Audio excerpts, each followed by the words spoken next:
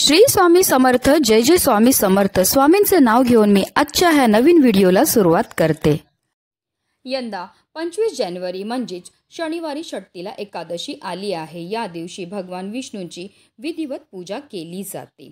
षष्ठीला एकादशीच्या दिवशी भक्त 6 प्रकारे तिळाचा वापर करतात. त्यामध्ये तिळाने स्नान, तिळाचे तर्पण, तिळाचे दान, तिळयुक्त भोजन, तिळाचे हवन आणि तीळ मिसळलेले पाणी पिणे. हे व्रत भगवान विष्णूंना प्रसन्न करण्यासाठी आणि मोक्षप्राप्तीसाठी केले जाते. षष्ठीला एकादशीला भगवान विष्णूंची पूजा करून त्यांना तिळाचा नैवेद्य दाखविला जातो. या दिवशी तिळाचे दान केल्याने पापापासून मुक्ती मिळते अशी मान्यता आहे. षष्ठीला एकादशीचे व्रत ज्या व्यक्तीने केले आहे त्यांनी तिळाने स्नान, दान, तर्पण आणि पूजा करायला हवी. या दिवशी तिळाचे अनेक प्रकारे उपयोग केले जातात, म्हणून या एकादशीला षष्ठीला एकादशी म्हणतात. पुराणात असे सांगितले आहे की जितके तीळ तुम्ही दान कराल तेवढ्या पापातून तुम्हाला मुक्ती मिळेल.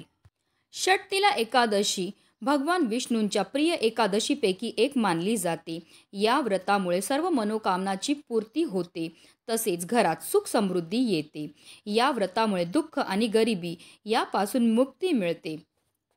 जर तुम्हाला षष्ठीला एकादशीचे व्रत करणं शक्य नसेल तर तुम्हाला व्रतकथेचं पठण करायचं आहे. या व्रतकथेचं पठण केल्यामुळे वाजपेयी यज्ञात समान पुण्य मिळते. या व्रतामुळे मानसिक आणि शारीरिक पापापासून मुक्ती मिळते. या दिवशी आपल्याला श्रीहरी विष्णू आणि माता लक्ष्मीची पूजा तर करायची, सेवा तर करायची, पण त्याचबरोबर काही प्रभावी उपायसुद्धा करायचे आहेत. आणि म्हणूनच षष्ठीला एकादशीच्या दिवशी आपल्याला सकाळीच फक्त इथे एक असा दिवा लावायचा. हा दिवा लावल्यामुळे आपल्या कुटुंबावर कधीही कोणत्याही प्रकारचं संकट तर येणारच नाही, पण आपलं 7 पिढ्यांचं दारिद्र्य नष्ट होऊन आपल्या संपूर्ण कुटुंबाची भरभरून अशी प्रगती होणार आहे. आपल्या जीवनामध्ये सुख, समृद्धी, ऐश्वर्य हे कायम टिकून राहणार आहे. अतिशय प्रभावी असा हा उपाय आहे, ज्याबद्दल सविस्तर आणि महत्त्वाची माहिती मी तुम्हाला या व्हिडिओमध्ये देणार आहे. तर व्हिडिओ पूर्ण पहा आणि जर चॅनलवर नवीन असतील तर चॅनलला सबस्क्राईब करा आणि शेजारी बेल आयकॉन सुद्धा प्रेस करा, जेणेकरून तुम्हाला माझ्या नवनवीन व्हिडिओचं नोटिफिकेशन हे मिळत राहील आणि तुम्ही एक पण व्हिडिओ मिस करणार नाही. कमेंटमध्ये ओम नमो भगवते वासुदेवाय लिहायला विसरू नका. षष्ठीला एकादशीच्या दिवशी आपल्याला सकाळी ब्रह्ममुहूर्तावर उठायचं आणि अंथरुणामध्येच आपल्याला श्रीहरी विष्णू आणि माता लक्ष्मीचं स्मरण करायचं आणि दिवसाला सुरुवात ही करायची. आणि त्यानंतर आपल्याला आंघोळ करायची. आंघोळ करताना आवर्जून त्यामध्ये आपल्याला तीळ टाकून स्नान ही करायची आहे. त्यानंतर आपल्याला षष्ठीला एकादशीच्या व्रताचा संकल्प करायचा आहे. सूर्यदेवांना आपल्याला जल अर्पण करायचं. जल अर्पण करताना त्यामध्ये सुद्धा आवर्जून आपल्याला तीळ टाकायचे आहेत आणि सूर्यदेवांना जल अर्पण करायचं. जल अर्पण करताना ओम सूर्यदेवाय नमः, ओम आदित्याय नमः या मंत्राचा आपल्याला जप हा करायचा आहे. त्यानंतर आपल्याला श्रीहरी विष्णूंच्या मूर्ती जर तुमच्याकडे असेल तर त्यांना जलाभिषेक करायचा आहे. जे आपण जलाभिषेक करणार आहे ते त्यामध्ये सुद्धा आवर्जून आपल्याला तीळ हे टाकायचे आहेत. आणि त्यानंतर आपल्याला हे जे तीर्थ आहे ते आवर्जून आपल्या सर्व घरातल्या सदस्यांना प्यायला द्यायचं. असं केल्यामुळे आपल्या जीवनामध्ये असणारी जेवढी पण नकारात्मकता, एडापिडा, दोष आहे, दारिद्र्य ते दूर होण्यामध्ये मदत मिळते. तसेच आपल्याला कधीही कोणत्याही प्रकारचं वाईट संकटसुद्धा येत नाही. त्यानंतर श्रीहरी विष्णूंच्या मूर्तीला स्वच्छ पुसून पुन्हा त्यांच्या स्थानावर ठेवायचं आहे. श्रीहरी विष्णूंना आपल्याला हळद, चंदन, पिवळी फुलं, पिवळी फळं अर्पण करायची. तसेच या दिवशी श्रीहरी विष्णूंना तिळाचा नैवेद्य अर्पण करण्याला विशेष महत्त्व हे दिलं जातं. तसेच तुळशीचं पत्रसुद्धा आवर्जून आपल्याला श्रीहरी विष्णूंना अर्पण करायचं. पत्र अर्पण करताना आपल्या मनातली इच्छा ही बोलायची आहे. असं केल्यामुळे आपली कितीही कठीणातील कठीण इच्छा ही साक्षात श्रीहरी विष्णू पूर्ण करतात. त्यानंतर आपल्याला एकादशीचे व्रतकथेचं पठण किंवा श्रवण करायचे. तसेच आपल्याला विष्णूंचं जो पण तुम्हाला मंत्र येतो, जसं की नारायण नमः, ओम हू विष्णवे नमः, ओम नमो भगवते वासुदेवाय या प्रभावी मंत्राचा आपल्याला 108 वेळा जप हा करायचा आहे. तसेच विष्णू सहस्त्रनामाचं सुद्धा पठण किंवा श्रवण करायचं आहे. शेवटी विष्णूसह सर्व देवी देवतांची आरती करायची आहे. पूजेच्या वेळेस कळत नकळत केलेल्या चुकांबद्दल क्षमा मागायची आहे. तसेच या दिवशी रात्री जागरण करणे शुभ मानले जाते. देवी देवतांच्या पूजेपासून हवन, पठण किंवा कोणत्याही शुभ कार्यक्रमापर्यंत दिवा लावण्याला शुभ मानले जाते. दिवा लावल्याने जीवनातील अंधार तर दूर होतोच, पण घरातील नकारात्मक ऊर्जा दूर होते. शास्त्रानुसार दिवा लावल्याने जीवनातील संकटे संपतात. यासोबतच वास्तुशास्त्रामध्ये असे मानले जाते की दिवा लावल्याने वास्तुदोष दूर होतो.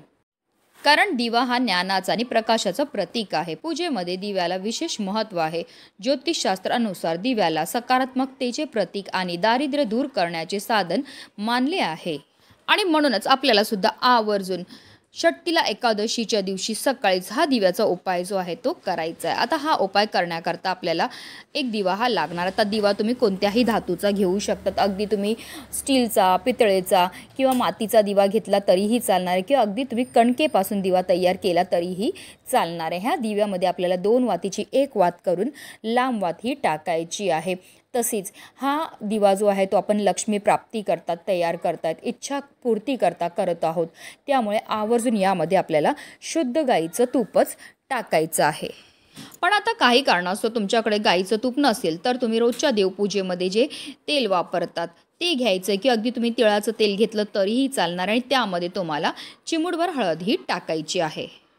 हा उपाय षष्ठीला एकादशीच्या दिवशी तुम्ही सकाळी जास्तीत जास्त 12 वाजेपर्यंत करू शकतात. हा संपूर्ण उपाय जो आहे तो आपण देवघरासमोर बसूनच करणार आहे. तर आपल्याला काय करायचं आहे, एक स्टीलची प्लेट घ्यायची आणि त्यावर आपल्याला कुंकवाने एक स्वास्तिक हे बनवून घ्यायचे. जे स्वास्तिक आपण बनवणार ते व्यवस्थित बनवा. त्यामध्ये 4 बिंदू तसेच कडेल्या जे 2-2 रेषा असतात त्या आवर्जून आपल्याला द्यायच्या आहेत. कारण स्वास्तिक हे मांगल्याचं प्रतीक आहे. स्वास्तिक हे श्री हरिविष्णूंचं आसन आहे. स्वास्तिक हे माता लक्ष्मीचं स्वरूपसुद्धा म्हटलं जातं. आता ह्या स्वास्तिकला आपल्याला हळद कुंकू अक्षदा अर्पण करून घ्यायचे आणि त्यावर आपल्याला मुठभर तांदूळ हे ठेवायचे आणि त्या तांदळावर आपण जो दिवा तयार करून ठेवलेला आहे तो दिवा आपल्याला ठेवायचा आणि हा दिवा जो आहे तो आपल्याला प्रज्वलित करून घ्यायचा आहे. आता ही प्लेट उचलून आपल्याला आपल्या देवघरामध्ये असणारे श्री हरी विष्णू आणि माता लक्ष्मी समोर ठेवायचे. ह्या दिव्याला आपल्याला हळद कुंकू अक्षदा 1 फूल अर्पण करून घ्यायचं आहे. तसेच ह्या दिव्यामध्ये आपल्याला चिमूटभर पांढरे तिळ जे आहेत ते टाकायचे आहेत. कारण षष्ठीला एकादशीच्या दिवशी तिळांना अनन्यसाधारण असं महत्त्व आहे. तुम्ही पांढरे तिळ किंवा काळे तिळ कोणतेही तिळ जे आहेत ते टाकू शकतात. कारण तिळांना दारिद्र्य नाशक असं सुद्धा म्हटलं जातं. कारण तिळांची उत्पत्ती ही श्री हरिविष्णूंच्या घामापासून झाली होती आणि जेव्हा पण आपण तिळांपासून काही उपाय करतो तर त्यामुळे आपल्या जीवनामध्ये असणारं जे दारिद्र्य आहे, एडापिडा, शत्रुबाधा, पितृदोष, ग्रहदोष दूर होण्यामध्ये मदत ही मिळत असते. तसेच ह्या दिव्यामध्ये आपल्याला चिमूटभर हळद टाकायची. हळद टाकल्यामुळे आपल्या कुंडलीतील गुरुग्रह हा बलवान होतो, ज्यामुळे आपल्या जीवनामध्ये असणाऱ्या आर्थिक समस्यांपासून आपल्याला मुक्तताही मिळत असते. तसेच ह्या दिव्यामध्ये आपल्याला 1 हिरवी वेलची आणि 1 लवंग सुद्धा टाकायची. जी हिरवी वेलची आणि लवंग आपण टाकणार ती व्यवस्थित पाहून घ्यायची. ती अखंड असावी, कुठेही तुटलेली, फुटलेली किंवा खराब झालेली नसावी. ज्याप्रमाणे लवंग आणि हिरवी वेलची आपली जीवनाची चव वाढवतात त्याचप्रमाणे आपलं भाग्य उजळवायचं काम सुद्धा करत असतात. तसेच आपल्याला ह्या दिव्यामध्ये 1 रुपयाचं 1 नाणं सुद्धा टाकायचं आहे. पैशाला माता लक्ष्मीचं स्वरूप असं सुद्धा म्हटलं जातं आणि हा उपाय आपण लक्ष्मी प्राप्ती करता करत आहोत, इच्छापूर्ती करता करत आहोत. आणि त्यामध्ये जर आपण पैशाचा वापर केला तर त्यामुळे माता लक्ष्मी ही स्थिर आपल्या घरामध्ये राहते. माता लक्ष्मीचं अखंड आगमन आपल्या घरामध्ये होत असतं. आता आपल्याला देवघरामध्ये बसूनच काही सेवा सुद्धा करायची. तर आपल्याला 1 वेळा विष्णू सहस्त्रनामाचं पठण करायचं. तर विष्णू सहस्त्रनामाचं पठण करणं शक्य नसेल तर यूट्यूबला लावून द्या, हात जोडून बसा, तुम्ही श्रवण केलं तरीही चालणार आहे. त्याचबरोबर आपल्याला 108 वेळा ओम नमो भगवते वासुदेवाय या प्रभावी मंत्राचा जप हा करायचा. तसेच आपल्याला 1 वेळा व्यंकटेश स्तोत्राचं पठण करायचं. तसेच आपल्याला 1 वेळा श्री सुक्तमचं पठण सुद्धा करायचं आहे. तसेच आपल्याला 3 वेळा महालक्ष्मी अष्टकमचं पठण सुद्धा करायचं. ह्या सर्व अतिशय उच्च कोटीच्या सेवा आहेत. ह्या सेवा केल्यामुळे आपल्यावर फारच लवकर श्री हरी विष्णू आणि माता लक्ष्मी प्रसन्न होतात. आता हा उपाय आपण सकाळी करणार, तर संध्याकाळपर्यंत हा दिवा जो आहे तो शांत होईल. दिवा शांत झाल्यानंतर आपल्याला काय करायचं आहे, ह्या दिव्यामध्ये असणारी जी वात आहे तसेच लवंग आणि हिरवी वेलची आहे ती आपल्याला निर्माल्यामध्ये टाकून द्यायची. त्याचबरोबर ह्या दिव्यामध्ये जे आपण 1 रुपयाचं नाणं ठेवलं होतं ते आपल्याला घ्यायचं आणि ह्या दिव्याखाली जे आपण तांदूळ ठेवले होते त्याच्यातले 21 तांदळाचे आपल्याला दाणे घ्यायचे आणि 1 लाल रंगाचा कपडा घ्यायचा आणि त्यामध्ये आपल्याला हे 21 तांदळाचे दाणे तसेच 1 रुपयाचं जे नाणं आहे ते आपल्याला ठेवायचं आहे.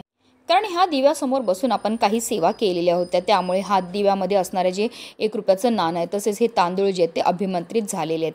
आता आपल्याला एक लाल रंगाचा कपडा घ्यायचा आणि त्यामध्ये हा 1 रुपयाचं नाणं आणि 21 दाणे ठेवायचे तांदळाचे आणि त्याची एक पोटली ही तयार करायची. आता ही पोटली तुम्ही एक तर तुमच्या पाकिटामध्ये ठेवू शकतात किंवा तुमच्या घरामध्ये जिथे धन ठेवतात म्हणजे घरामध्ये कपाट असेल, तिजोरी असेल त्यामध्ये ठेवू शकतात किंवा अगदी तुम्ही व्यवसायाच्या इकडेसुद्धा गल्ल्यामध्ये ठेवू शकतात. अशी ही अभिमंत्रित केलेली पोटली आपल्या घरामध्ये किंवा आपल्या पाकिटामध्ये ठेवल्यामुळे आपल्या घराकडे माता लक्ष्मी ही आकर्षित होते. आपल्या घरामध्ये धन येण्याचे अनेक मार्ग हे मोकळे होतात, ज्यामुळे आपल्या 7 पिढ्यांचं दारिद्र्य नष्ट होऊन आपल्या संपूर्ण कुटुंबाची भरभरून अशी प्रगती होणार आहे. आपल्या घरामध्ये अखंड माता लक्ष्मीचं आगमन हे होणार आहे. लक्ष्मी प्राप्ती करता, कर्जापासून मुक्ती करता, इच्छापूर्ती करता सर्वात प्रभावी असा हा उपाय आहे. म्हणूनच व्हिडिओ जास्तीत जास्त लोकांपर्यंत शेअर करा, जेणेकरून प्रत्येकाच्या आयुष्याचं कल्याण हो हीच मनामध्ये इच्छा. श्री स्वामी समर्थ. जय जय स्वामी समर्थ.